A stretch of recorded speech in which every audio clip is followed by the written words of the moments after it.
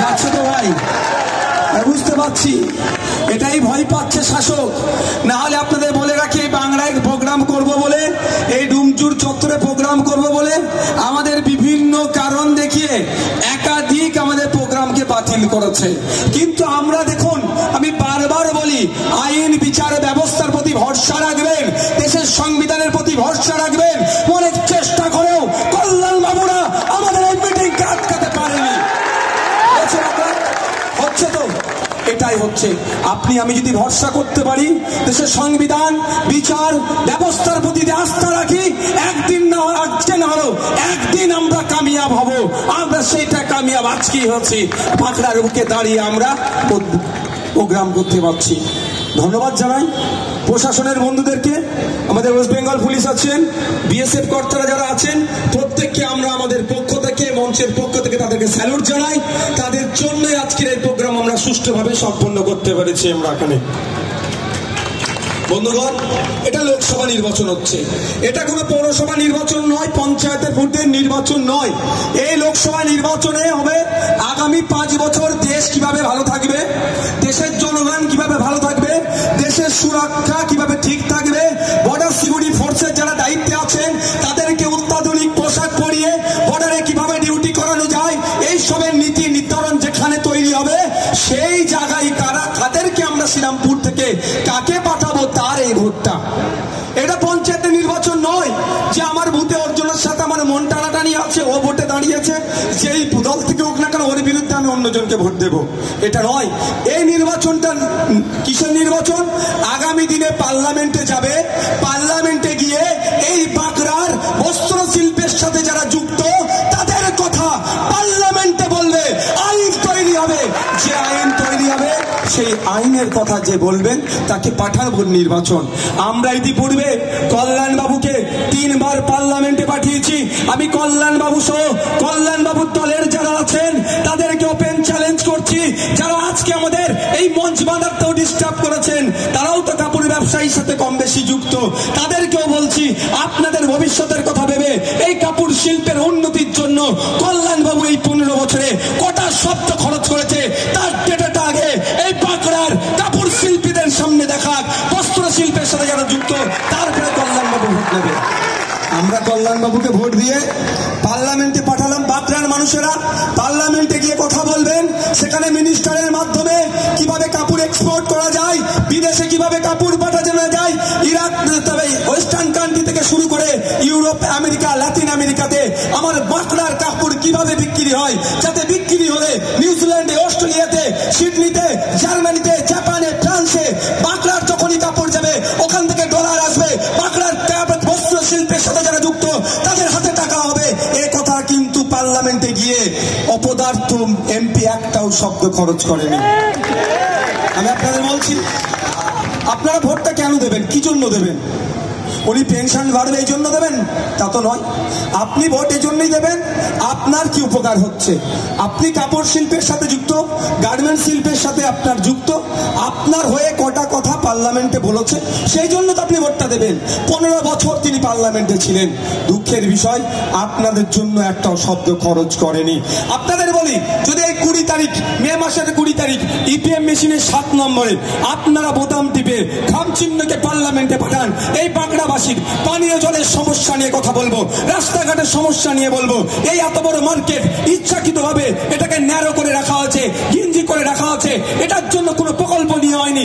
এটাকে যাতে সঠিকভাবে এখানেও যাতে বাইরেকারের এক্সপোর্টাররা এখানে আসে, যারা কাপড় ব্যবসায়ী এখানে ঢুকতে পারে, তার জন্য সুব্যবস্থা করার জন্য বিধানসভার, লোকসভার মধ্যে গিয়ে আপনাদের হয়ে কথা বলবে সারিয়া ভাই। আপনারা যদি ভোট দিয়ে পার্লামেন্টে পাঠান, বস্ত্র শিল্পের সাথে যারা যুক্ত, আমি আপনাদের বলতে পারি কিভাবে এই বাঁকড়ার কাপড়, কিভাবে এই ডুমজুরের কাপড় ব্যবসায়ীদেরকে উন্নতি করা যায়, তার পলিসি নিয়ে আসার জন্য চিৎকার করবে। আপনারা অবাক হয়ে যাবেন, বাংলাদেশের কারেন্সি দেখুন এখন বাড়ছে, টাকার, বাংলা টাকার পরিমাণ, দাম বাড়ছে, আমাদের কমছে। কিন্তু দুঃখের বিষয়, আমাদের হয়ে যারা কথা বলবে, যারা বস্ত্র শিল্পের সাথে যুক্ত, তাদের সাথে আমাদের তো খুব একটা কম পরিচয় নয়। দেখুন আজকের দিনে তাদের ক্রমশ ব্যবসা তলানিতে চলে যাচ্ছে। আরে রাষ্ট্রের কাজ কি? রাষ্ট্রের কাজ যারা যেভাবে আছে তাদেরকে আরো ডেভেলপ করা, যারা যেভাবে আছে তাদেরকে আরো ডেভেলপ করা, এটা হচ্ছে রাষ্ট্রের কাজ। তো যারা বস্ত্র শিল্পের সাথে যুক্ত আছে আরো বেশি যাতে ইনকাম করতে পারে সেটা রাখার দায়িত্ব রাষ্ট্রের। সেটা রাষ্ট্র কিভাবে দেখবে? এই বাঁকড়ার কথা বলি, বাঁকড়া থেকে 5-7 লাখ মানুষ আছে, সবাই কি গিয়ে বলতে পারবে যে আমার কাপড়ের সমস্যা, বিজনেস করি, আমি মাস গেলে কম ইনকাম করছি, সপ্তাহ গেলে সেলাই বেশি করছি, কম টাকা ইনকাম হচ্ছে, এটা বলতে পারবে? সবাই বলা সম্ভব না। ওই জন্য শ্রীরামপুর লোকসভা থেকে প্রায় 16 লক্ষ মানুষের মধ্যে থেকে একজনকে আমরা পাঠাই পার্লামেন্টে, যে পার্লামেন্টে গিয়ে আমাদের যাদের সমস্যাগুলো আছে সেইগুলোকে তুলে ধরবে বলে।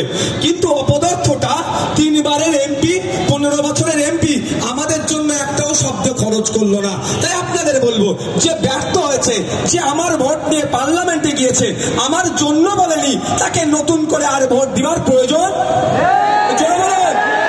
নয়। আপনারা আমাদেরকে একবার সুযোগ দেন। আমাদেরকে পার্লামেন্টে পাঠালে, খামচিহ্ন পার্লামেন্টে গেলে সর্বপ্রথম বাঁকড়াবাসীর জন্য যে কথাটা বলবো সেটাই হচ্ছে বাঁকড়াবাসীর এই কাপড় যাতে আমেরিকাতে বিক্রি হয়, বাঁকড়াবাসীর কাপড় যাতে লন্ডনে যায়, বাঁকড়াবাসীর কাপড় যাতে জার্মানিতে যায়, বাঁকড়ার কাপড় যাতে অস্ট্রেলিয়াতে যায়, বাঁকড়ার কাপড় যাতে প্রথম বিশ্বে যায়, এবং বাঁকড়ার বস্ত্র শিল্পের সাথে যারা যুক্ত তাদের হাতে যাতে ডলার আসে, তার পলিসি তৈরি করার জন্য সেন্ট্রালের যেই মিনিস্টার থাকুক না কেন শাহরিয়ার ভাই তাকে যুক্তি দিয়ে এমন বুঝাবে পলিসি তৈরি করতে বাধ্য হবে। বলতে পারে তৃণমূলের বন্ধুরা, বলতে পারে ও একটাকে পাঠিয়ে কি করবে? শুধু বলে দেবেন পশ্চিমবাংলায় 294 এর মধ্যে 293 বিজেপি আর তৃণমূল, আর নওশাদ সিদ্দিকী সংযুক্ত মোর্চা তথা আইএসএফ এর একজনই। ও যেটা আমি যেগুলো বলেছি অনেক পলিসি ঘুরিয়ে নিয়ে এসেছে, বলে গাধা পানি খায়, কি করে খায়? গুলিয়ে খায়। এনেছে অনেক পলিসি ঘুরিয়ে। তারপরেও বলবো আপনাদের এলাকার যিনি বিধায়ক আছেন তার কাছ থেকে জেনে নিতে পারবেন 2011 সাল থেকে 2023 সাল পর্যন্ত এমপিদের জন্য, এমএলএদের জন্য 1 বছরে উন্নয়নের জন্য 60 লাখ টাকা করে পেত। কোন এমএলএর ক্ষমতা হয়নি 10 পয়সা বাড়ানোর। এই একাই বিধায়ক বিধানসভার মধ্যে গিয়ে মমতা ব্যানার্জির চোখে চোখ রেখে বলার জন্য এককালীন 10 লক্ষ টাকা বেড়েছে। তাহলে একটার পক্ষে তো সম্ভব। যদি বলার মানসিকতা থাকে, বুঝানোর ক্যাপাসিটি থাকে, সেই যোগ্যতা থাকে, তাহলে বলানো সম্ভব।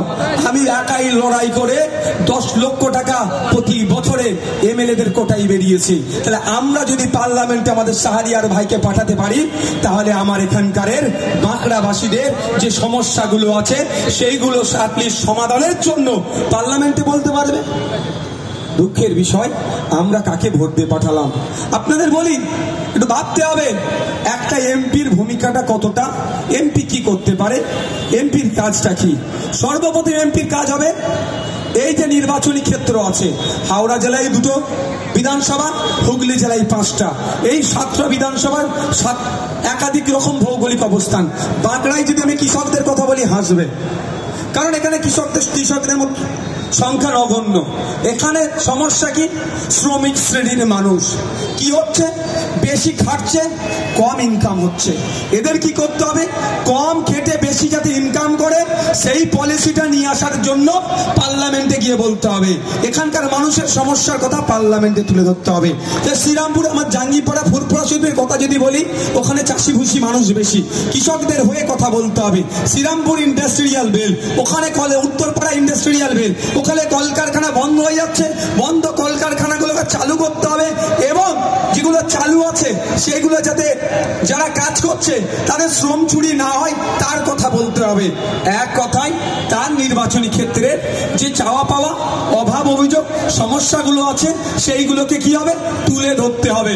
আর পার্লামেন্টে যারা সংখ্যাগরিষ্ঠতা নিয়ে থাকবেন, 543টা এমপির মধ্যে যাদের 272টা এমপি থাকবে, তাদের কাজ কি হবে? এই সমস্যাগুলো শুনে যে কনসার্ন ডিপার্টমেন্টাল মিনিস্টারের সেগুলো নোট করবে, নোট করে এই সমস্যাগুলো সমাধান করে দেবে। এটার নাম হচ্ছে সরকার। সার্কাসের নাম সরকার নয়। এই মমতা ব্যানার্জির মতো পায়ে প্লাস্টার করে ভোট চাওয়ার নাম সরকার নয়। এই মোদিজির মতো সবকা সাথ সবকা বিকাশ বললো, এটার নাম সরকার নয়, সরকারটা ওটাই যে একজন বাসের চালকের বিরুদ্ধে যে বিলটা পাস করিয়েছে এর বিরোধিতা করবে যারা বিরোধীতে আছে। সরকার সেই হবে যে বাসের চালকদের হয়ে বিল পাস করাবে। কিন্তু দুঃখের বিষয় আজকে সরকার বাস ড্রাইভারকে শোষণ করার চেষ্টা করছে। আমরা ভোট দিয়ে পার্লামেন্টে পাঠিয়েছিলাম কল্যাণবাবুকে, কল্যাণবাবু গিয়ে আমাদের কথা বলবে, আমাদের কথা তিনি বলেননি। তিনি ওখানে গিয়ে খিচমেরি ফটো করেছে আর উপরাষ্ট্রপতিকে নিয়ে খিল্লি করেছে। তাই এই ব্যর্থ এমপিকে আর আমরা পাঠাবো না। তাই আওয়াজ উঠো, চলো পাল্টাই শ্রীরামপুরের এমপি, চলো শ্রীরামপুরের এমপি পাল্টাই। আমাদের এটাই স্লোগান তুলতে হবে, শ্রীরামপুরের এমপি পাল্টাই। নতুন এমপিকে শ্রীরামপুর থেকে আমরা পাঠাই, তাকে সুযোগ দিই। সে আমাদের কথা না বললে আমি আপনাদের কাছে বলছি, আপনাদের কাছ থেকে আর ভোট চাইতে আমি আসবো না। বন্ধুগণ যারা উপস্থিত আছেন একটু ভাববেন, একটা এমপি 1 বছরে 5 কোটি টাকা ডেভেলপমেন্টের জন্য আসে। 5 বছরে কত তাহলে? আর 3 বারের এমপি মানে 75 করোড়, 75 কোটি টাকা। এখানে দাঁড়িয়ে বলছি 20 তারিখে ভোট আছে। কল্যাণ ঘোষ বাবুদের মাধ্যমে, সীতানাথ বাবুদের মাধ্যমে, সেনাশিস বাবুদের মাধ্যমে কল্যাণ বাবুর কাছে আমি বার্তা দিতে চাই, এই 15 বছরে 75 কোটি টাকা কোথায় কোথায় খরচ করেছেন তার তথ্যটা আগে ভোটারদের দেবেন, তারপরে নতুন করে ভোট চাইবেন ভোটারদের কাছ থেকে। ইউ হ্যাভ টু রাইট, আপনার অধিকার আছে। আপনি জানতে পারেন যে আমাদের উন্নয়নের জন্য বছরে 5 কোটি, 5 বছরে 25 কোটি, আর 15 বছরে 75 কোটি টাকা কোথায় কোথায় খরচ করেছো তার উত্তর দাও। এটা আপনাদের জানার অধিকার আছে। আমি আপনাদের চ্যালেঞ্জ করে যাচ্ছি, এখানে দাঁড়িয়ে বাপটার পবিত্র জমি থেকে বলে যাচ্ছি আপনাদের, মমতা ব্যানার্জির দলের এমপি এই কল্যাণ বাবু, সে পারবে না হিসাব দিতে, কারণ ডাল মে কুছ কালা হ্যায়। যারা ভ্রষ্টাচার করেছে, যারা দুর্নীতি করেছে, যারা তোলাবাজি